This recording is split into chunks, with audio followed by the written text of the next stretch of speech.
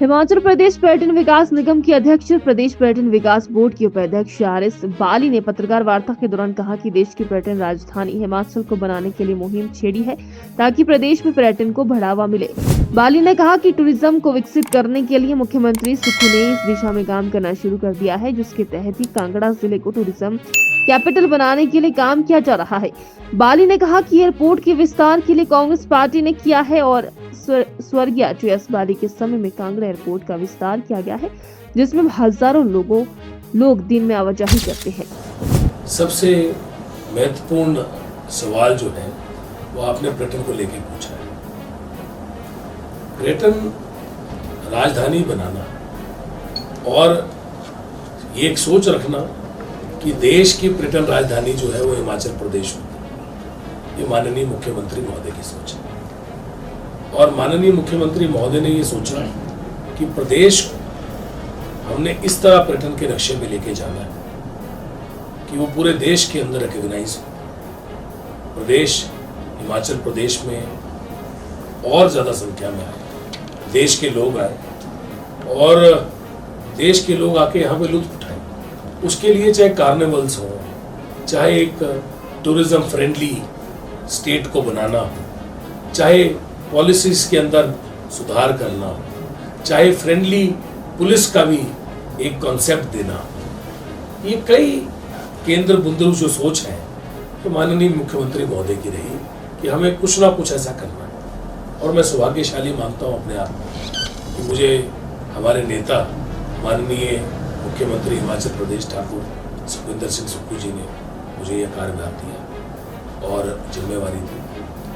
और आज उस जिम्मेवारी को निभाते हुए हमने बहुत ऐतिहासिक कुछ फैसले लिए। उसमें एक ऐतिहासिक फैसला जो है वो कांगड़ा जिले को टूरिज्म कैपिटल हिमाचल का बनाना है। कि टूरिज्म कैपिटल का मतलब है कि वहाँ पे एक बहुत बड़ा निवेश हो, एयरपोर्ट का विस्तार हो, एयरपोर्ट के विस्तार में हजारों करोड़ रुपए जो खर्च हो रहा है उसकी शुरुआत हो, और उसकी शुरुआत के लिए सैकड़ों करोड़ रुपया दे दिया गया।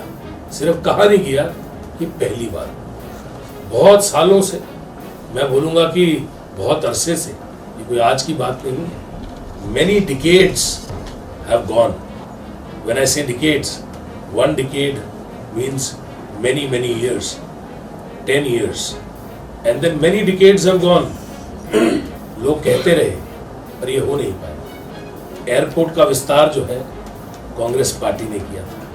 पहले यहाँ पे छोटा प्लेन आता था वायुदूत, अर्चना एयरलाइंस आती थी, जैक्सन का प्लेन आता था। उसके बाद माननीय विकास पुरुष श्री जी.एस. बाली जी टूरिज्म और सिविल एविएशन मिनिस्टर थे, और दिल्ली में प्रफुल्ल पटेल जी थे, और यूपीए की सरकार थी, और कहीं ना कहीं एक अच्छा काम हुआ और ये एयरपोर्ट का विस्तार बहुत प्रयत्न किया गया एयरपोर्ट को बड़ा करने में। डेक्कन एयरलाइंस आई, डेक्कन ने बड़ा जहाज लाया, ATRs आए, और छोटी छोटी एयरलाइंस और शुरू हुई। आज 10 फ्लाइट आती हैं, 10 फ्लाइट में रोज के हजारों लोग ट्रैवल। 2-3 रोपवेज का बड़ा दिक्कत है। एक रोपवे है चामुंडा जी में, उसका सिमिलर दिक्कत है। एक कंपनी है, उसने लिया और वो लिटिगेशन में चली गई, और लिटिगेशन इतनी लंबी रही कि हम लोग आज दिन तक उससे उलझ रहे हैं, जबकि नाम भी उनके ट्रांसफर हो गया। एक रोपवे नैना देवी में, वो भी सेम है, पंजाब गवर्नमेंट के साथ है। उसमें पंजाब की सरकार ने भी देना है, हमारी सरकार ने भी देना है। और रोपवे कॉर्पोरेशन पहले ये टूरिज्म के पास होती थी, अब रोपवे टूरिज्म के पास नहीं है, अब रोपवे ट्रांसपोर्ट के पास है। अब इससे ट्रांसपोर्ट डील कर रही है। पर मैं तब भी आपको ये बता रहा हूँ क्योंकि नैना देवी रोपवे जो है और चामुंडा जी रोपवे जो है, ये दोनों जो रोपवे हैं ये भी इसी प्रॉब्लम में फंसे हुए हैं। और आपका ये जो द्योतसित वाला भी है, ये भी कागजों में ही हमारे रोपवे फंस गए हैं, क्योंकि कोई कहीं लिटिगेशन हो गई है, कहीं दिक्कत हो गई, क्योंकि इसमें हजारों करोड़ रुपए लगता है, सैकड़ों करोड़ रुपए लगता है, तो इसके लिए कई जगह दिक्कत आई है। पर बड़ा रोपवे बन रहा है आपका परमाणु शिमला, वो सारा हो गया हुआ, वो बड़ी चीज़ है। It will be A game changer, दुनिया का it will be one of the most wonderful ropeways in the world. तो एक अच्छी पहल है, ठाकुर सुखविंदर सिंह सुक्खू जी की सरकार की एक अच्छी पहल है, और माननीय मुख्यमंत्री महोदय ने और पूरी सरकार ने, सारी कैबिनेट ने मिलकर एक अच्छा डिसीजन लिया, सभी लोगों ने मिलकर अच्छा डिसीजन। सर 70 करोड़ से एक तो ये ऑफिशियल रिकॉर्ड है जो मैं बोल रहा हूँ, आपके सामने रिकॉर्ड हो रहा है।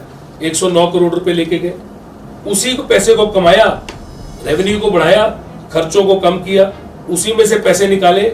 माननीय जयराम ठाकुर जी ने पिछले 5 साल में, पिछली सरकार ने 26 करोड़ रुपए दिया था 5 साल में, हमने 2 साल के अंदर 36 करोड़ रुपया पहले ही दे दिए, दिसंबर से पहले, और पिछले 3-4 महीने में 5-6 करोड़ रुपया और दे दिए। तो अगर हम डबल के करीब पैसा 2 साल में दे चुके हैं जितना इन्होंने 5 साल में दिया, और ये इम्पैक्ट वो है जो वो छोड़ के गए हमारे ऊपर। 2022 के अक्टूबर में इनको क्या जरूरत पड़ी थी कि इनको डिसीजन लेना था? लोग बच्चों, देखिए आप एक चीज समझिए, एम्प्लॉयज के हित का डिसीजन था। हमारे सीनियर एम्प्लॉयज हैं, छोटे बच्चे भी हैं, उनके हित का डिसीजन, और वो सीनियर एम्प्लॉयज जो रिटायर हो चुके हैं वो तो खैर बहुत ही सीनियर है, हमारे लिए आदरणीय है, उनके हित का डिसीजन था। और जो बच्चे अभी नए लगे हैं वो जब रिटायर होंगे उनके हित का डिसीजन था, और मैं उस निर्णय की सराहना करता हूँ। पर निर्णय तब लिया गया जब 2022 में वो जाने वाले थे और इसका इम्पैक्ट हमें आया। अब इम्पैक्ट आने के बाद वो पैसे हम दे रहे हैं, अपने आप कमा के दे रहे हैं, उसकी सराहना नहीं कर रहे। आज मैंने विधानसभा में भी कहा इस बार कि जो अच्छा काम हम करते हैं उसकी सराहना करना अनिवार्य है, और अब बताना भी अनिवार्य है।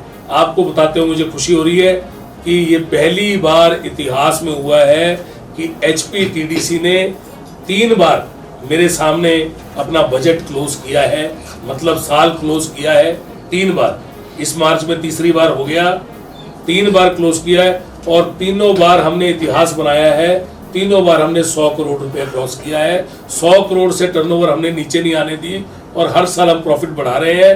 अब हमने अपनी परचेज के ऊपर भी नियंत्रण करना शुरू कर दिया है। जो हम सामान खरीदते हैं उसके ऊपर भी हम बड़ा ऐतिहासिक फैसला ले रहे हैं, जिससे हमें 5-6 करोड़ रुपया महीने का और फायदा होने की संभावना है।